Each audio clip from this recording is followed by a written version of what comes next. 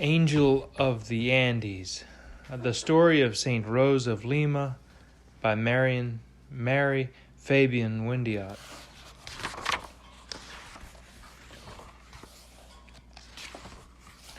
Chapter 1. What's in a Name?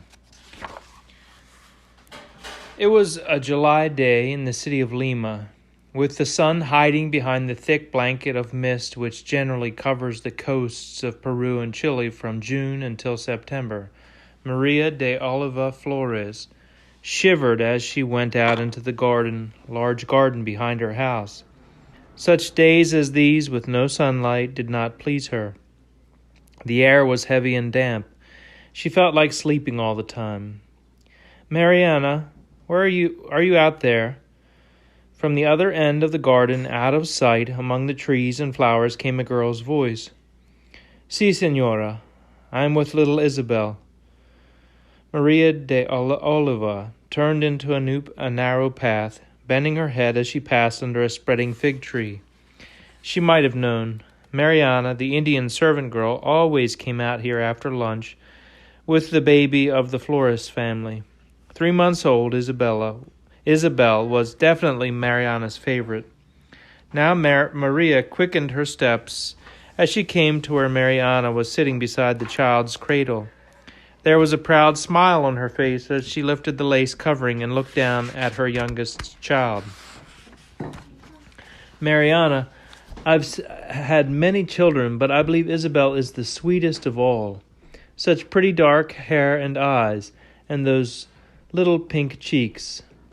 The young Indian girl smiled, her white teeth flashing in the bronze of her face. "Isabel is like a flower, señora, and so good. I've never seen such a lovely baby." "Like a flower, Mariana? What flower?" "A rose, señora. A beautiful pink rose. Just look at her now, smiling at us as though she knew what we were saying." Maria de Oliva was quiet a moment. This child had been born 3 months ago, on April 30th, the feast of St. Catherine of Siena.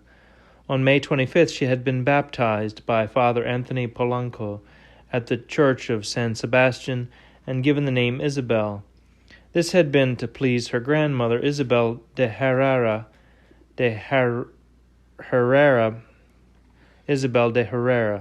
Maria de Oliva's own mother. But did that name really suit the child? Wouldn't it be better to call her Rose, after the flower she resembled so much? Mariana busied herself with her mending. The Flores family was not wealthy. With several children to feed and clothe, Gaspar Flores could afford only one servant. That meant Mariana had little free time. But she did not mind. Now that little Isabel had come, it was especially good to be part of the Flores household. "When this baby grows up, she will be the prettiest girl in Lima," said Mariana. "She will bring us good luck." "We can use it," sighed Maria. "Sometimes it's a very hard struggle to make ends meet. Let's hope that Rose marries a wealthy man." "Rose, señora?" "That's right. I'm not going to call her Isabel any more. Rose suits her better. I know her grandmother won't mind if we change it." Isabel de Herrera did mind, however. Her pride had been greatly flattered when Maria de Oliva had named her pretty little daughter after her, and she refused to hear of a change. "She was called Isabel in baptism, Maria. Why do you want to alter things now?" "Because I think the name of Rose is better suited to her. Mother, please don't make things difficult for me." Isabel de Herrera had a hot temper. "Difficult? What are you talking about? The child's name is Isabel. That's all there is to it. It's Rose. It's Isabel. Rose, I tell you. Isabel." Sometimes Gaspar Flores lost patience with his wife and mother-in-law. "Call the child anything you like," he pleaded, "only let a man have some peace in his own house, please." 1 year passed, 2 years, 4 years, and still the same Flores child was the center of a bitter struggle. It's certainly very foolish," said the neighbors. "That poor little girl is afraid to answer to Rose because it displeases her grandmother, and she doesn't know what to do when anyone calls her Isabel because then her mother is angry. Why doesn't Gaspar put his foot down?" But Gaspar Flores was powerless. He could do little with his wife, much less with his mother-in-law. God help us all, he often prayed. One day, Maria de Oliva, who was given to sudden fits of energy, decided to teach her little girl to read and write. Rose, you're nearly 5 years old. I think you could learn the alphabet. Look, this is the letter A. This one is B. And here is C. It's really very simple. Rose found a piece of paper and some colored chalk. This was going to be nice. Bernardina, her oldest sister, knew all about reading and writing. So did Jane and Andrew and Anthony and Matthew. Even 7-year-old Ferdinand could write his name quite well. Perhaps, thought Rose, she could catch up with her brothers and sisters if she worked hard. After half an hour of copying letters, however, Rose's small fingers grew stiff. I'm tired and so are you, announced Maria de Oliva. We'll have another lesson tomorrow. Now I want you to promise me something. Yes, Mother? You're not to answer to any other name but Rose. No, it doesn't matter if your grandmother is cross. Your name is Rose Flores, and nothing else, understand? Rose nodded. The trouble about her name had always made her sad. She hated to see people quarreling, particularly her mother and grandmother. Ever since she could remember, however, there had been arguments between the two, even though Maria insisted that she had once had a vision in which she saw a beautiful pink rose floating over Rose's cradle. Isabel de Herrera would not believe it. That rose was a sign from heaven telling me to change the child's name, said Maria de Oliva. I'm absolutely convinced of it. A sign from heaven indeed, cried the older woman. It was nothing but your own imagination. Maria soon grew tired of teaching her small daughter to read and write. She didn't have much patience, even at the best of times.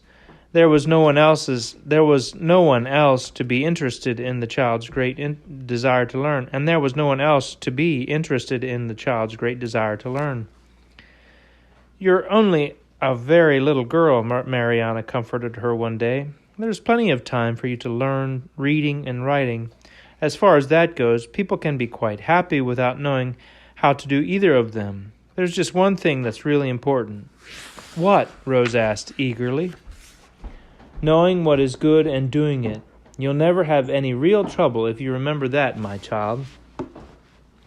Mariana's words pleased Rose, and she often turned them over in her mind. God was good. The more one thought about him, the better one came to know him. After that, being good and doing good were the simplest things in the world. Still, though, it would be nice to know a few things so that one might be useful to other people. I'm going to pray, the little girl told herself. Since no one has time to teach me things, I'm going to ask God to do it. He can do anything, can't he? Maria de Oliva had a statue of Christ, the Christ child, in her room, as was the Peruvian custom. The statue had a dress of its very own. This one was of red velvet with gold trimmings. Every day Rose knelt down before the little statue and said a prayer. Lord, help me to know and love you, she said very softly, and please teach me to read and write. Maria de Oliva didn't know about these things, these little prayers of Rose's. She had a lot to do to run her big house, and sometimes the work made her tired and cross. It won't always be like this, she thought. Someday the children will marry, perhaps quite well. Then I'll be able to take things easier. One morning Maria was baking bread. The kitchen was hot and steamy. She was not in the mood to talk to anyone. Don't bother me now, she said as Rose pushed open the door. Go and play with Ferdinand until dinner time. But, Mother, don't you want to hear something wonderful? I know how to read and write. Jacob, sit up and make room for Soph. Maria de Oliva pounded the big mound of dough before her. You mustn't make up stories, she said. She'll find room. She'll be all right. You're not a baby anymore. You don't make up stories. You ought to know that to tell a lie is a sin. I'm not telling a lie, Mother. I know how to read and write. Really and truly. Look. Maria glanced at the paper which Rose held out to her. It was covered with words neatly written in a large round hand. For a 5-year-old child, the writing was very good. "Someone's been helping you," she said, a little sharply. "Your father or your grandmother?" Rose shook her head. "Nobody helped me, Mother. Only the little Christ child. You're always so busy, I didn't want to bother you, so I just asked him to help me. And he did." Some of the flush faded from Maria's heated face. "Go and bring me a book," she ordered sternly. "Any book. We'll see if you're telling the truth." In a few minutes, Rose was back with a big green volume.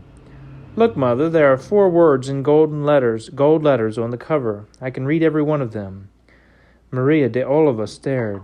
If this child of hers was really telling the truth, well, what are those 4 words?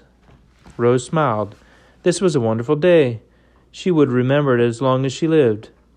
The 4 golden words on the cover of the green book were Saint Catherine of Siena. Inside there were many more words telling the life story of the great Italian saint upon whose feast day she had been born, and she could read every one of them.